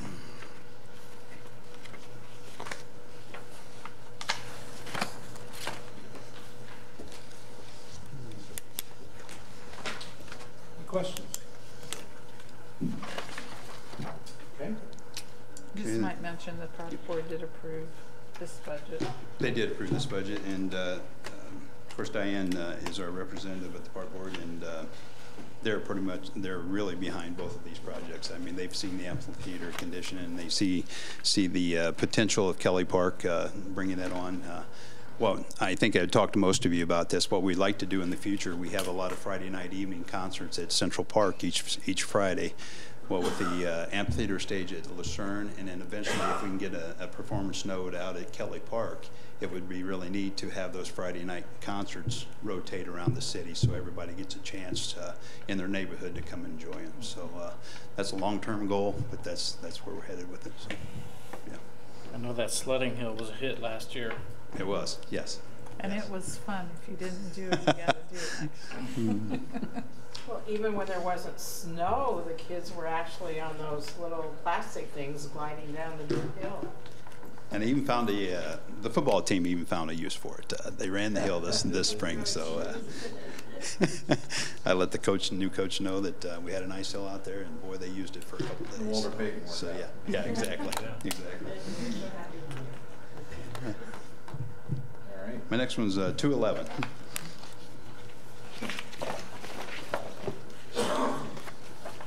This is our non-reverting recreation budget. This budget is exactly the same as it was last year. Of course, this is all based upon revenue brought in from programs. So as we keep having them, we collect the revenue from charges and turn it right back into programs. So, any questions on that? Budget or the balance on that's 37,000 currently. It's about $15,000. Yep. Larry, are those fees pretty steady and stable? Or they are pretty steady and stable. We try to keep them to where everybody can afford them. Basically cover our supplies, what it takes to put the program on, and they stay pretty uniform. So, yep. What else? All right. Then our next budget is 403.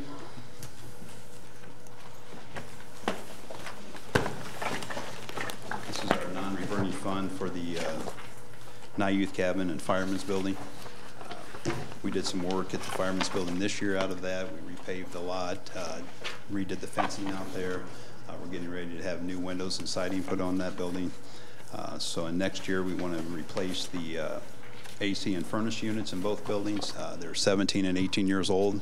It's on in our 5-year master plans. We have 10 years and 15-year maintenance charts. It's off the chart, so it's time to do them. We've had some issues with both of them, so we want to be proactive and take care of those so our renters are happy. So the other thing is the contracted work to paint the floor at the Nye Youth Cabin. We had that done several years ago, and it's time to do it again. That's a porous floor in there. Used to have a big crack down the middle of it, but we filled that. So we just go in with an epoxy paint and paint that each year. So, and then $2,000 for LED interior lighting replacement at the Fireman's and Night Youth Cabin as we continue to be energy efficient. We would like to do that building. I think if you remember in the past, we did the Pete Thorne building in 2 segments. We did all of our ornamental lighting throughout the parks. We did those to LEDs. So that's why we're able to keep our utility costs where they are. So, any questions on that? All right. Okay. Thank you. Thanks, Larry. Thank you. Lynn, got 2 budgets to present. 3. Start. 4.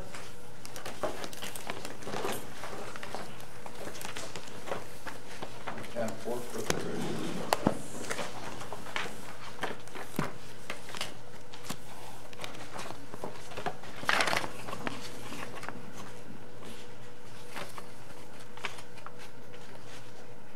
Everybody there?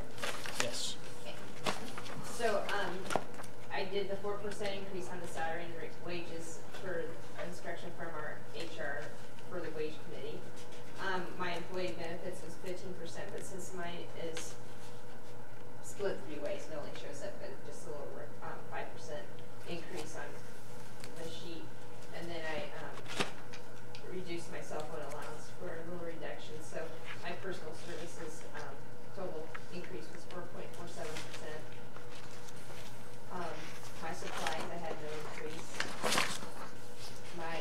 services and charges, there was a slight increase in membership dues and subscriptions since someone had mentioned earlier how some of our seminars and stuff are going up in price, so that's why I increased that. Plus, with our new fiber stuff, I increased my communication and transportation up a little bit, as well as professional services due to our Metronet and Right Stuff software. So in my other services and charges, it's a total increase of 7.62%. My machinery and equipment stayed the same, so my overall budget had a 4.47%. From 188,196 to 196,600. Questions? And so at this point, then you think that with the new absorbing the billing department for wastewater, that you're still okay with the amount of employees you have? Yes, because wastewater pays for the wastewater collections office, personnel, and supplies. Okay. So they are no cost to my department. Okay, anybody else? All right, CCI, I believe. Yeah, let's do the general bond 307 first, please. It is what it is. We can only budget what our payments are. I included our debt service schedule. So for 2019, payments for the general obligation bond will be $261,000, plus there's a $500 yearly fee for the trustee fee, paid agent fee. So the total budget is $261,500. We can't come over these things like a 15% reserve, but we'll never do it. And then my next one would be the CCI, which is 401.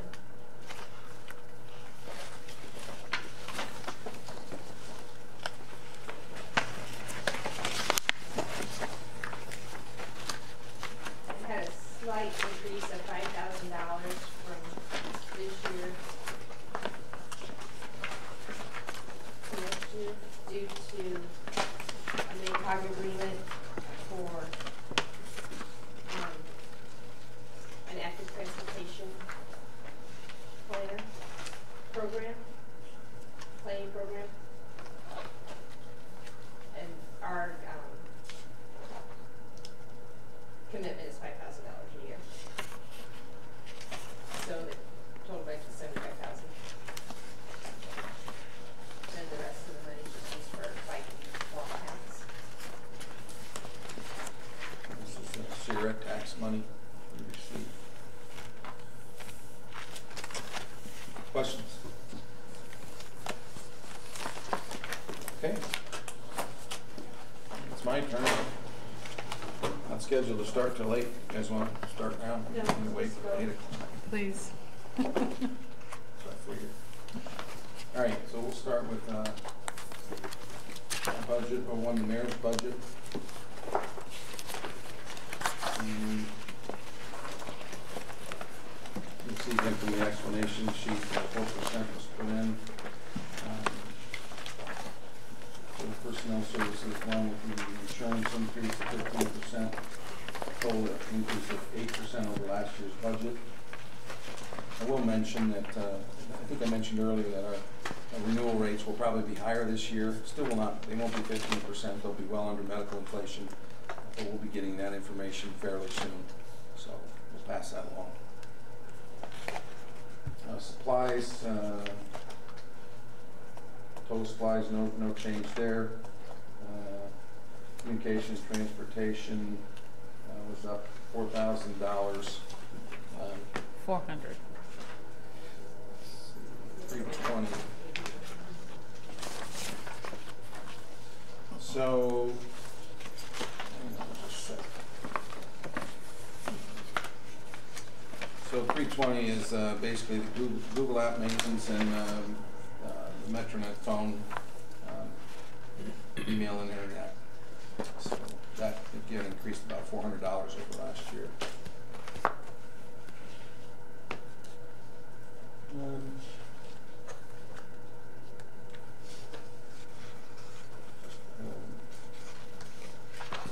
Small increase again in the 300s.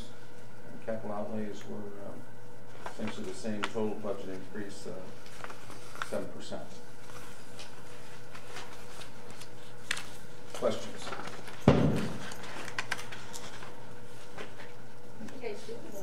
I don't know.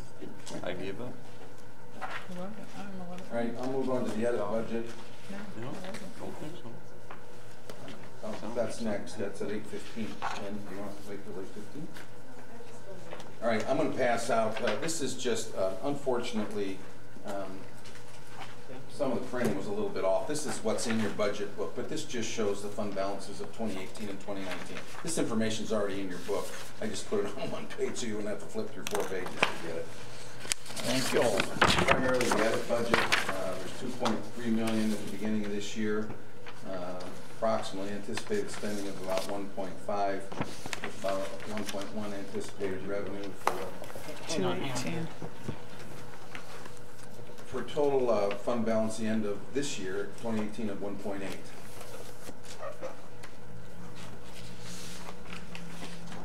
And I'll go back through what we're looking to spend, but I just wanted you to see where the balances were. So the anticipated spending is up this year, 1.9, which with the anticipated revenue of 1.1 gives us a fund balance at the end of 2019 of about $1 million. So back to what we're looking at.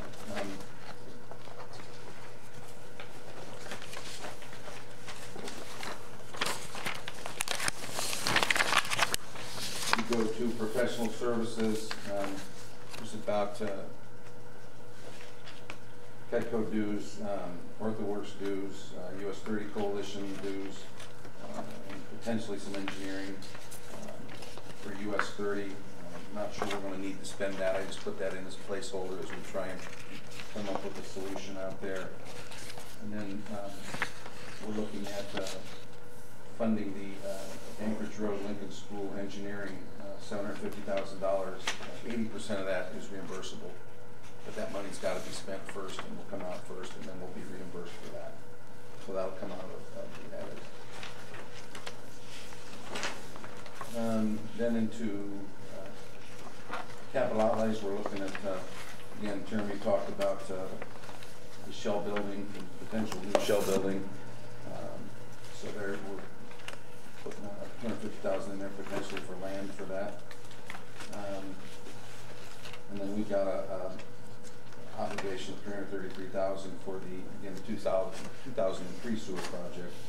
And I did put in a $500,000 obligation for the new project, the sewer project that will be coming on this year. So that has not happened yet, but I wanted to put some money in there to help, again, buy down that rate. So that shows total of 1.9 in spending. Questions? 218.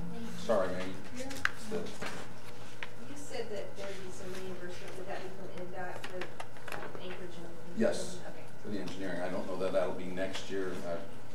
There's usually a delay, but those funds, 80% of those funds coming out will be coming back in.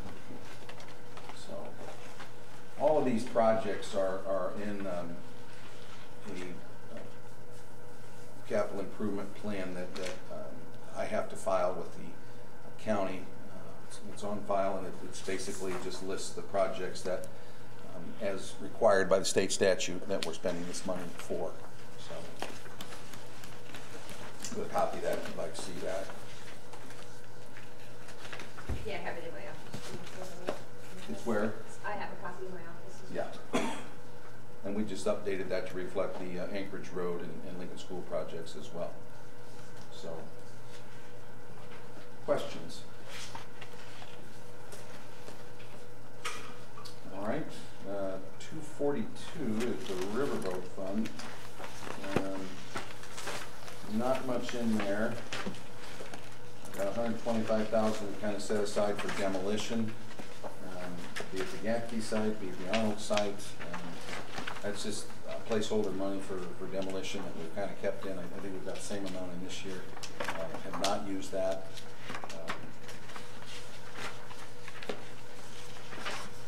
And again, I put together just a little fund balance summary. There was 150,000 put in for those projects this year, 80,000 of which was our anticipated revenue. So again,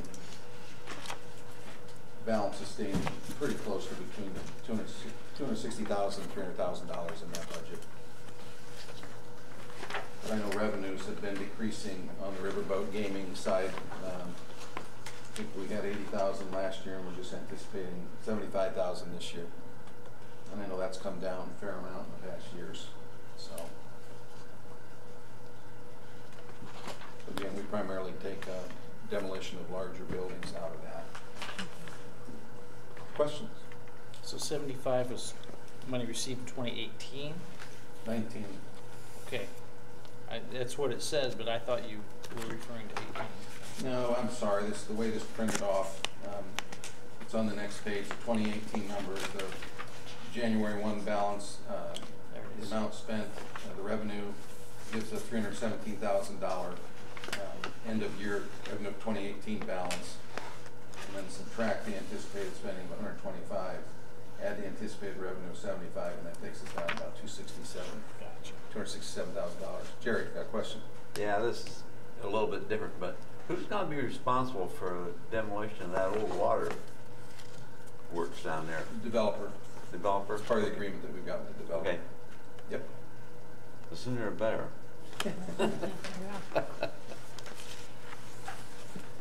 All right, good question.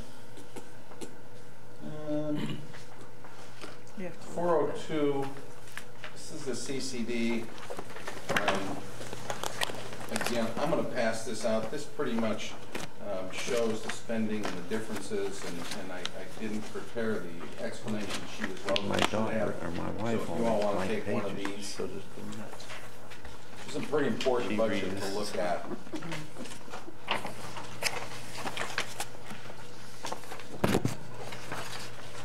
This is a budget you might remember earlier in the summer we approved having the opportunity to use the full 5 cents for. Remember, we voted to push that back up. It didn't authorize us to do that. You're going to do that when you appropriate this budget. We do have the opportunity to gather up to 5 cents to do that. And I think you're going to see, I want you to look at the right side of this, the 2018 budgeted amounts, and go down to the bottom. And I've got yellowed the fund balance as of January 1 of this year was $958,000. We anticipated spending about just a little over $1 million with about $470,000 of revenue, which takes down our fund balance about $338,000. So now this year, the 2019 budget, with just that $470,000 of revenue, and that's going up to that full nickel, we're looking at about doing half of the projects that we did last year, these stormwater projects. And obviously, some of the stormwater fund will help with the projects, as does the CCB, but I want you to see what's happening with the CCB balance as we're relying on that fund to pay for these multitude of stormwater projects that we've got in the community. So, you'll see we're spending 59% less on supplies. I'm asking you to authorize 50% less on other services and charges, our capital outlays, our project costs. We're spending 56% less for a total of a 55% reduction in that budget. And it just basically has to do with what's available in the CCD. So I'm certainly appreciative that we went to the max, to the nickel, but it's still, obviously, the amount of projects that we have, we're going to have, this is it. This is what we're going to be able to utilize. And Jeff, you'd asked a question earlier about you know, the balances and what do you keep your balances at, and we had some large projects last year and this year that I don't know how much of this money will get spent this year, but you guys allocated over $1 million on these CCD projects, and those are important projects. They need to happen. But looking at what the CCD actually generates, you're looking at probably only having the ability to do half the projects that we allocated for this year. So just wanted you to be aware of that. All right, CCD.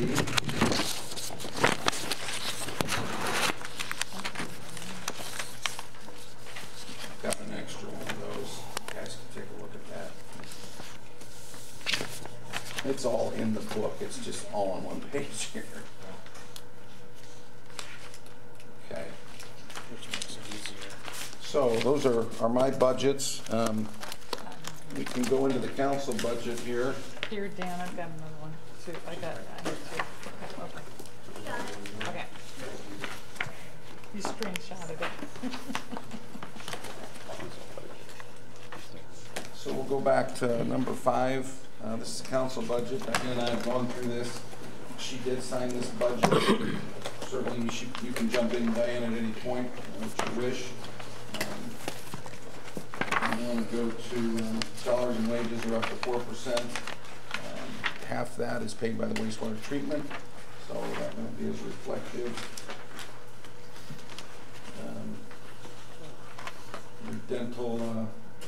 Medical and dental increases to 15%. So total 11% increase in personal services. Looks like there's a little bit of increase in supplies, about $300. Professional services, you guys can go to the back, and that lists the non-for-profit council contracts that you all heard last week. I guess we just have a comment on that, is that we are continuing to look at those, and we'll have a proposal for you for those, and there'll be in a line 1 cut that we'll be recommending. But we're looking at the law and what we want to do in the upcoming year, and looking at a percentage of our total council budget that we'd like to cap at is what we spend on these projects. So we'll have a recommendation for you. We have some preliminary numbers, and so we'll be checking those out with you. So you've been working with Jack, is that correct? Yes, and Jeff. And Jeff, all right. All right, very good. So we'll have some more firm numbers for you then. So then on the bottom of that page are council contracts. A lot of these are services that are provided for the city, administered out of the treasurer's office. Keystone, for example, engineering, payroll services, professional services or investment services, accounting fees. The Harris parking lots were wrongly last year. We didn't have the full amount in there. They didn't go up. It's just that these are reflective of what the contracts have said. So even though it looked like there's an increase in those parking lots, that's not the case. The proper amount was not put in last year. So that's why that appears to be up. On those parking lots then, do we recoup those fees from the rental? So. One, yes. Yeah, those lots are they're all, just all those spaces are rented. So, and I can give you more information. Parking control officer keeps all that information. Okay. Yeah, that'd be interesting. Yep. Downtown event coordinator stayed the same. Facade grant that you all heard last week is down in that council contracts. So total looks like about a 15% increase in the professional services. That goes back up line 310. Mayor's PR fund stayed the same. This is what we pay a Christmas party and the summer picnic for our employees out of, as well as other public relations costs. Postage and travel stayed about the same. The IT is up, and again, those are, I've got those individual numbers if you'd like to see those. Let's see, that's 320 council. So what's paid out of there is social media maintenance, Board Pack annual maintenance, Civic Plus annual maintenance, Google Apps with archiving, Boxcast streaming, social media archiving, Smarsh is a company, and then social media campaign and other. So that increased. Again, we're trying to get all those costs put into that itemized costs as we've expanded our digital footprint and with the server and fiber. And obviously, we're taking more advantage of our capabilities and utilizing a lot of these software items. So all those maintenance costs are put into council communications. And those are typically the ones that are cover the entire city. The departments pay their portion as far as their costs, their fiber costs and phone costs. But that's what's in 320 communication. So that's up $18,000. And again, I've got the detail here if you'd like to see that. Let's see. Printing and advertising stayed the same. Property and casualty is just a 5% increase. Anticipate an increase. We're not sure what it's going to be. We're bidding it out right now. Yep. There's bidding it out to 3 different companies, local companies. Gas and electric, we built in an 8% increase for utility increases. Repair and maintenance, we've got a few projects. Yeah, we're looking at some more audio upgrade. City Hall basement, our waterproofing project down in the basement. The canopies over the old city, or over the new City Hall doorways, and then just other miscellaneous unforeseen repairs. So that's increased from $21,000 to $70,000. No, from 50,000 to 70,000. It was a 21,000 increase, I thought, 20,000. Or you subtract Right, 50 from 70, you only get 28. Yeah. 50 to 70,000. Postage machine and rugs is down just a little bit. So the total 300 other services and charges is up 15%. Which includes election costs. Yeah, good point. There's a $30,000 municipal election cost in there. So that covers a portion of that. Most of our network improvements from 2018 are completed and obviously aren't in our capital outlays, so we don't have any capital outlays built into the council budget. So that brings us to about a 7% increase in the council budget. About $86,000, $30,000 of that's in municipal election costs. And probably our health insurance fees, and then obviously our council contracts and consideration for professional fees probably accounts for the majority of that. So. And again, Diane and I had a chance to sit down and go through that, so if there are any questions, certainly I can answer them. I've got some of the detail on these communications charges. But again, so we took out $50,000 of capital improvement costs for last year that we're not going to need this year, that basically has to do with the upgrade of the server. So, and then another $25,000, so actually $75,000 worth of capital improvements, 444 and 445. Questions? Do you have the timeline of when our server is going to be installed? I don't have that. I'll have to talk to Stacy. Right. It's soon, very soon. She's handling that project, so. Questions? Lynn, can you just remind us now what comes up next in our budget timeline?